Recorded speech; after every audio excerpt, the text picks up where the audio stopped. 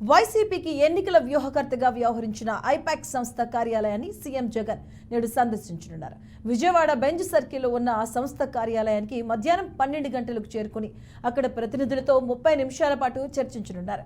ఎన్నికల్లో తమ పార్టీ కోసం పనిచేసినందుకు ధన్యవాదాలు చెప్పడంతో పాటు వారికి కొన్ని బహుమతులను ఆయన అందజేయనున్నారు.